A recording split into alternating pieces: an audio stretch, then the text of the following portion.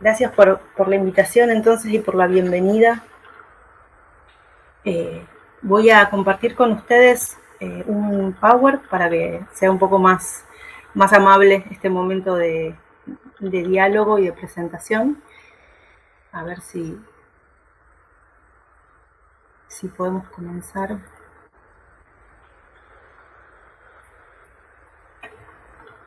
Me dirán si se ve. A ver.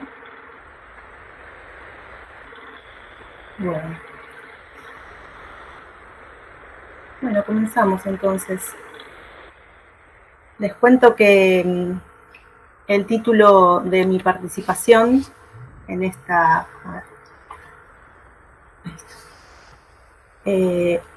jornada de hoy, en este cierre, aunque sea un poco difícil, entiendo que los agarro después de escuchar una banda y de unas participaciones de escuela, así que ponernos a hablar de democracia y de derechos humanos y ESI es como bajar de vuelta un poco, pero es parte de la invitación y de la tarea también. Esta idea de con mis derechos no te metas, que es el título de esta conversación, de este diálogo, es fundamentalmente una intención de ponernos un punto de partida referido a lo que no se toca, lo que no se negocia, ¿sí? Isabelino Siede nos dice que todo derecho es heredero de una injusticia, así que honrar esa herencia, ese derecho adquirido para nosotras, nosotros, nosotres implica cuidarlo y sobre todo no entregarlo. Tenemos en la Argentina una legislación muy robusta, muy consistente y de avanzada, al menos en lo que es en la materia de los derechos humanos en la región, vinculada a la protección y la efectivización de los derechos humanos. Y tenemos también indicadores de progreso, que como nos ha enseñado y nos señala Laura Pautasi, son aquellos indicadores que nos ayudan a evaluar en qué medida el Estado respeta estos estándares y hace efectivos su cumplimiento, tanto los estándares regionales e internacionales en materia de derechos humanos, mediante sus políticas públicas. Entonces este es un buen piso común para pensarnos como democracia a 40 años de su vuelta a la institucionalidad. Quería referirme un poquito entonces a esto y hacer un repaso sobre dónde estamos, de dónde venimos, qué tenemos por delante, los docentes, sobre todo pensando en esta coyuntura 2023 de cara a las elecciones de octubre, que sabemos que está apareciendo y está eclosionando, también convocando al debate en distintos niveles y en distintos ámbitos. Así que vamos a ver una serie de imágenes, como les decía, que acompañan esta conversación, no en sentido cronológico, sino más que nada para provocar y convocar un poco la memoria. Seguramente habrá compañeros de distintas generaciones participando allí, así que a algunos les resonará más personal y más particular la imagen y la vivencia, y a otros quizás más jóvenes les resuene de haberlo visto en algún noticiero, en algún manual, ya veremos. ¿Cuál fue entonces el contexto de la democracia durante estas últimas 4 décadas? Rápidamente, por nombrar algunos hechos, podemos mencionar que a los 10 años del retorno a la democracia, en los 90, uno de los mayores desafíos era sostener esa jovencísima institucionalidad y fortalecerla, ¿sí? Pero el movimiento de derechos humanos tuvo que seguir sosteniendo sus luchas desde la periferia de la fiesta menemista. El juicio a las juntas, el Pacto de Olivos, la ley de convertibilidad, las leyes de impunidad, de punto final y obediencia debida, las acciones políticas de hijos, los escraches a represores, son algunas de las cosas que nos pasaron durante esta primera década del retorno de la democracia a nuestro país. En la segunda década de la democracia nos esperaban más movimientos. Entre el 93 y el 2003 podemos mencionar, por ejemplo, una reforma constitucional, la Ley Federal de Educación, el polimodal, la suscripción de Argentina a la Convención de los Derechos del Niño, el atentado a la AMIA, la Carpa Blanca, la crisis del 2001, el Corralito, los patacones y los LECOP, los clubes del trueque, 5 presidentes en una semana, como lo canta la Versuit. Bueno, varias generaciones de las que estamos hoy en este espacio transitamos algún periodo de la niñez, la adolescencia, la joven adultez en esta década, en este espacio. Esos son los perros, seguramente los están escuchando. Fue una época de mucho guiso, ¿no? De mucha olla popular, de mucho merendero, y así como había personas que se quejaban de que la escuela ya no estaba cumpliendo su función y no servía porque los pibes iban a la escuela solamente a comer, muchos agradecimos que estuviera la escuela pública disponible para que esos pibes tuvieran por lo menos una comida al día. Ya en la tercera década del retorno a la democracia, iniciado el siglo XXI, entre 2003 y 2013, pasaron varias cosas importantes en materia de derechos humanos. Voy a mencionar algunas, seguramente se les ocurran otras, las conversaremos después. Quería mencionar que en esta tercera década de retorno de la democracia se reconocen por primera vez los crímenes sexuales cometidos por represores durante el terrorismo de Estado como crímenes de lesa humanidad. También en este periodo se sancionó la Ley de Educación Nacional, la Ley de Educación Sexual Integral, la Ley de Protección Integral de los Derechos de Niños, Niñas y Adolescentes. Suscribimos a la Convención de los Derechos de Personas con Discapacidad, se aprobó la Ley de Matrimonio Igualitario, la Ley de Voto Joven, entre otras conquistas. Hoy, a 40 años del retorno a la democracia, tenemos varias alarmas sonando en materia de derechos humanos, concretamente cuestiones vinculadas con los temas de los que se ocupa la ESI, que hoy en particular nos convocan. Por ejemplo, veamos algunos números que quería compartir con ustedes. La línea 137 del programa Las Víctimas contra las Violencias del Ministerio de Justicia y Derechos Humanos de Nación registró un aumento del 20% en los llamados por violencias intrafamiliares y sexuales durante la cuarentena.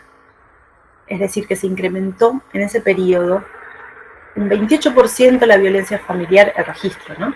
Y un 13% la violencia sexual. Según datos de la Corte Suprema de Justicia de la Nación, el año pasado fueron 226 las víctimas directas de femicidio, y casi el 60% de los casos el femicidio fue llevado adelante por una pareja o expareja de la víctima. Este es otro dato alarmante. Las profesiones vinculadas con el trabajo con infancias y adolescencias están bastante complicadas en la actualidad en nuestro país. En Argentina faltan pediatras y faltan maestras, maestros y maestres. ¿Qué pasa? Que las personas, los jóvenes, las jóvenes no están eligiendo estas profesiones como desafíos, como posibilidades para insertarse en el campo laboral y para desarrollarse profesionalmente. Asimismo, la línea 144 del Ministerio de las Mujeres, Géneros y Diversidades registró un aumento del 28% diario en las consultas por violencias de género. Eso en relación al país. Algunos datos de la ONU Mujeres dice, por ejemplo, que faltarían unos 150 años para alcanzar la igualdad entre hombres y mujeres en el ámbito de la política. Que 1 de cada 5 mujeres y niñas de entre 15 y 49 años afirma 1 de cada 5 haber sufrido violencia sexual o física a manos de una pareja íntima en un periodo previo a los 12 meses de la consulta. Solo la mitad de las mujeres casadas o en una unión toman libremente sus propias decisiones sobre relaciones sexuales, uso de anticonceptivos y atención médica. La mitad de las mujeres casadas. Este dato me hizo recordar una clase hace unos años con estudiantes del profesorado inicial, donde les pedí que levanten la mano quienes consideraban que todos sus encuentros sexoafectivos habían sido consentidos. Ni una mano se levantó. Pero además de alarmas, tenemos también herramientas normativas, como decíamos hace un ratito, para avanzar sobre estos incendios, ¿sí? Los sistemas internacional e interamericano de protección de los derechos humanos contamos con legislación específica destinada a proteger y promover los derechos de lo que se ha nombrado muchas veces como minorías, pero que en realidad son grandes conjuntos de sujetos con una especificidad que los vuelve más vulnerables a procesos de violación de sus derechos. Y acá hay algo para mencionar. No es que ellos o ellas sean especiales en particular, sino que la configuración patriarcal y capitalista de nuestras sociedades es la que se vuelve en particular virulenta con ellos. ¿Y quiénes son estos grupos vulnerables y vulnerados?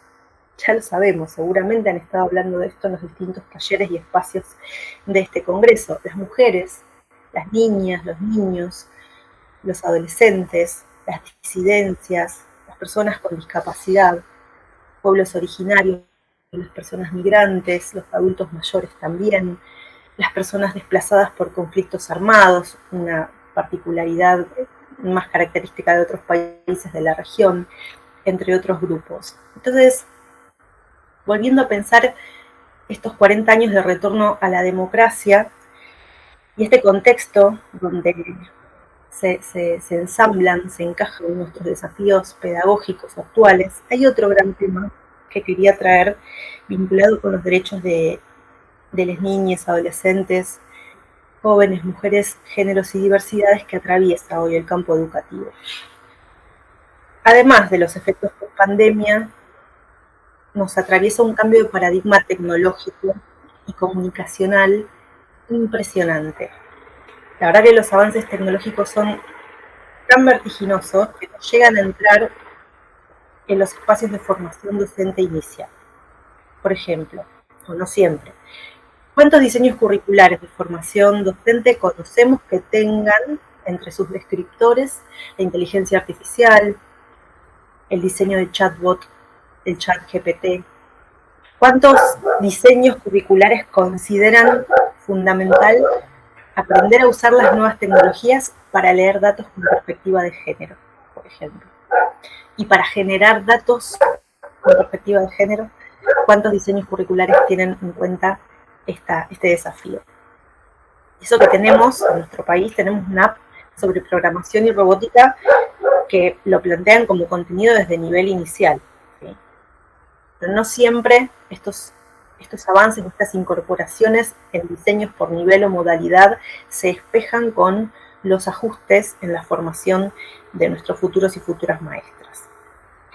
Si están durante estos procesos es porque son innovaciones que los profes formadores incorporan en su planificación mucho antes de que aparezcan reflejados en los documentos curriculares. Entonces, en este marco, ¿por qué me detuve en esto y lo quería mencionar? Pues en este marco la escuela, hace rato ya venimos diciendo que no monopoliza el saber, ¿no? El saber circula y se debate, se dirime, se construye y reformula en muchos espacios simultáneos hoy en día. ¿Me escuchan?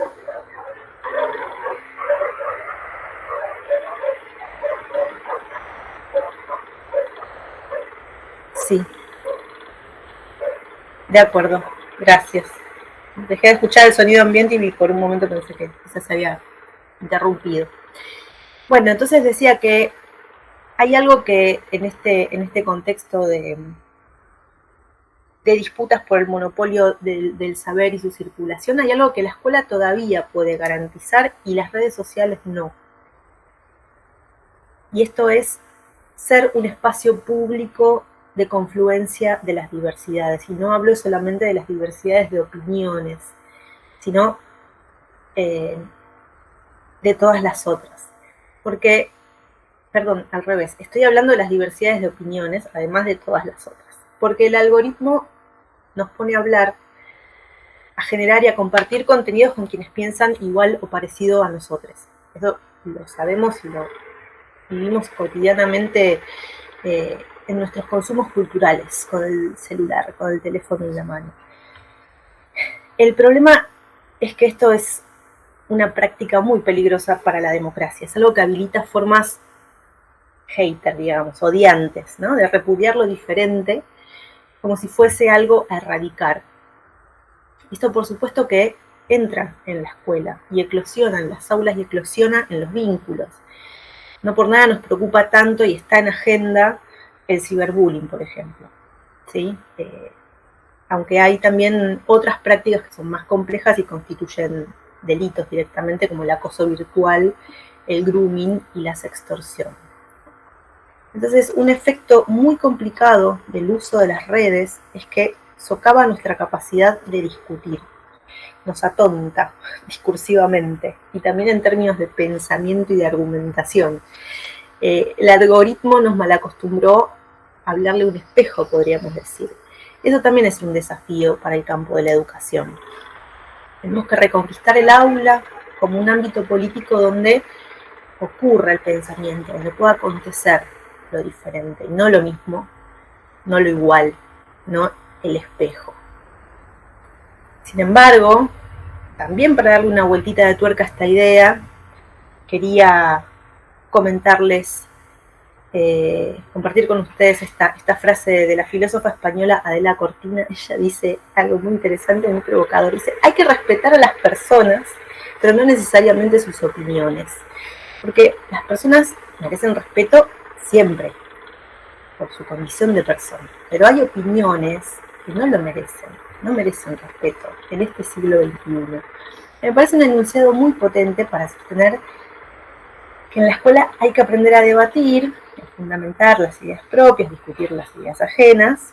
La escuela puede ser una usina de ideas, pero como docentes no podemos ser condescendientes con cualquier planteo solo para afirmar que promovemos la participación estudiantil, por ejemplo, ¿no? Esto quiere decir que la verdad es que no todas las ideas son igual de adecuadas, ni son igual de pertinentes, ni son igual de justificables ni aceptables. No podemos dejar pasar por alto comentarios xenófobos, homofóbicos, machistas, micromachistas, fachos, racistas, con tal de que las chicas participen y digan lo que piensan. Esa es una parte, pero es como si dijéramos, la verdad es que robar está mal, pero también está mal cortarle la mano al que roba. Entonces hay que participar, hay que argumentar y hay que aprender a encuadrar esos argumentos, ese es nuestro desafío, en los marcos normativos y valorativos que son propios de una educación en derechos humanos. Entonces, en la escuela del siglo pasado sabemos que el docente te pegaba si llevabas las uñas sucias o te apercibía por olvidarte el guardapolvo, te amonestaban si discutías con una profesora, por ejemplo, ¿no? Pero hoy en los consejos de convivencia estamos pensando cómo convertir una acción punitiva en una acción reparatoria. Estos son los avances también en términos de la progresión de los derechos humanos, la progresión en la concepción de las niñeces, de las adolescencias. Esta es la entrada de otras formas de vivir y hacer democracia en las escuelas. Entonces, para retomar esta idea, que lo planteaba como uno más de los desafíos a estos 40 años de retorno a la democracia ininterrumpida. La tarea es cómo hacer del espacio público del aula un lugar de formación ciudadana y de participación política, donde discutir criterios de justicia que nos representen y que nos cuiden a todos, sin caer nosotros en la tentación demagógica de habilitar cualquier opinión como legítima.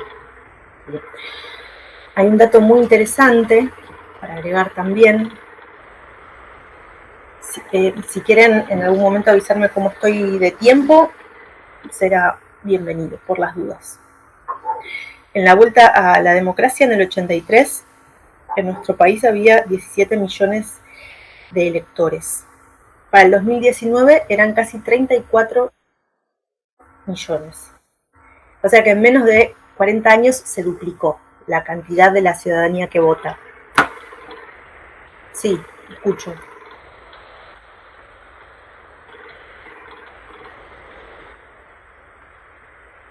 Ok. Bueno, dale, decime tiempo, tirame un número. Perfecto. Vamos con eso.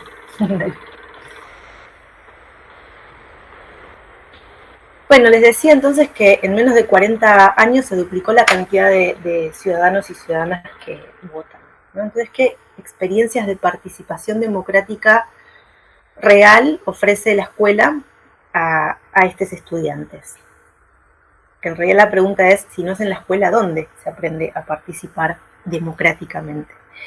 Y esta es una tarea que la verdad es que no la podemos resignar ni relegársela a la familia, al centro cultural, al club, ¿sí? No porque no lo hagan a su manera o con sus criterios, sino porque es responsabilidad del Estado. Y la verdad es que también es una responsabilidad de carácter público que hay que asegurar para todas y todos, no solamente para el que puede practicar un deporte y entonces va al club, o para el que hace un taller literario, o va a una biblioteca popular, o va a la iglesia, o tiene una familia. Esto también es parte entonces de los desafíos con los que nos enfrentamos a estos 40 años del retorno a la democracia. Y miren, con la ley de voto joven en el año 2012 se incorporaron al padrón electoral 860.000 adolescentes, ¿no? Entonces acá la pregunta es si hablamos de política con nuestros estudiantes de tercero, de cuarto, de quinto, ¿no? Si hablamos con ellos y revisamos, por ejemplo, sobre todo en esta coyuntura, como les decía al principio, quiénes son las y los candidatos, si abrimos con ellos la posibilidad de leer las plataformas políticas que se presentan desde cada espacio político, de estudiar los perfiles y las trayectorias de quienes se postulan, si se revisa qué implicaría en términos de derechos los programas económicos, políticos y culturales y ambientales también que propone cada uno de estos espacios o coaliciones, etcétera, ¿no? Es una posibilidad inmensa para escuchar qué piensan las y los jóvenes sobre estos asuntos, qué votarían y por qué.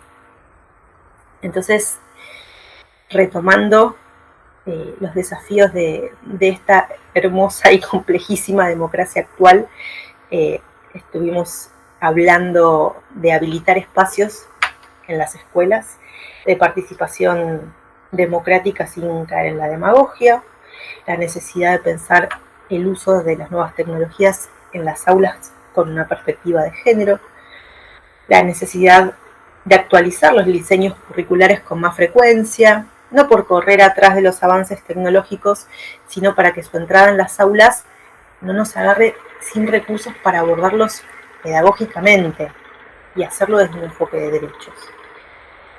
Y cómo hacer todo esto desde una perspectiva de género que no nos deje caer en la tentación de reproducir discriminaciones, omisiones, prejuicios y estereotipos de género. Bueno, la verdad es que cómo hacemos todo esto, ¿no? Es algo que nos vamos a preguntar seguro, pues está re lindo decirlo, pero bueno, hacerlo siempre es bastante más complicado. Miren qué foto, ahí la doctrina Chocobar en todo su esplendor, tremendo. Bueno, yo diría que podemos empezar por lo menos por tres cosas, si tenía que sacar esta foto. Sacar tres cosas voy a decir como posibilidades que se me ocurren para compartir y seguir debatiendo. Una es sacar a los derechos humanos del closet. Bueno, ¿qué quiere decir esto? Basta de disfrazar a los derechos humanos de pulcritud, de utopía, de horizonte perfecto. No, hay que desromantizarlos para poder enseñar su dimensión histórica, su dimensión de lucha, de conquista, de avances y retrocesos. Los derechos humanos son un invento, son perfectibles, son una herramienta. La verdad es que si nadie la empuña por sí sola, la herramienta no sirve para nada. En segundo lugar, nombrarlos. Hay que nombrarlos a los derechos humanos, darles entidad en las escuelas, ¿sí? Yo quiero, ya que antes dije basta de disfrazarlos de pulcritud, basta de dejarlos pegados exclusivamente al campo de las diferentes luchas militantes que ya bastante se ocupan de ponerle el cuerpo a los palos, a las balas, a los gases, a los tanques hidrantes en las calles. Hay un lugar que es de los derechos humanos y tiene que ser fortalecido en las instituciones educativas, de todos los niveles y modalidades, ¿sí?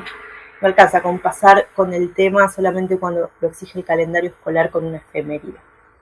Estamos hablando de contenidos de enseñanza obligatorios y es nuestra responsabilidad asegurar su transmisión. Y una tercera cuestión, desarrollar un enfoque de educación en derechos humanos. La educación en derechos humanos nos ayuda a los docentes a enfocarnos en la capacidad de agencia de nuestros estudiantes, a la posibilidad de hacer, no de reproducir. ¿Sí? Aprender a defenderse frente a las injusticias, de detectarlas, de poder denunciarlas, cuestionar las convenciones, a construir consensos, es la parte más difícil pero necesaria.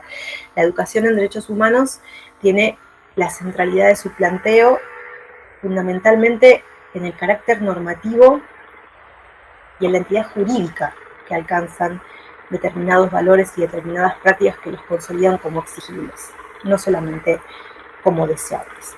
Así que, para redondear, quizás si los adultos podemos ocuparnos de estas cuestiones ahora, en unos pocos años nuestros estudiantes puedan salir a la calle, no atrás de una pancarta con la leyenda que diga "con mis hijos no te metas", sino enarbolando una bandera grande, hermosa, colorida y empoderada que diga "con nuestros derechos no te metas". Muchas gracias.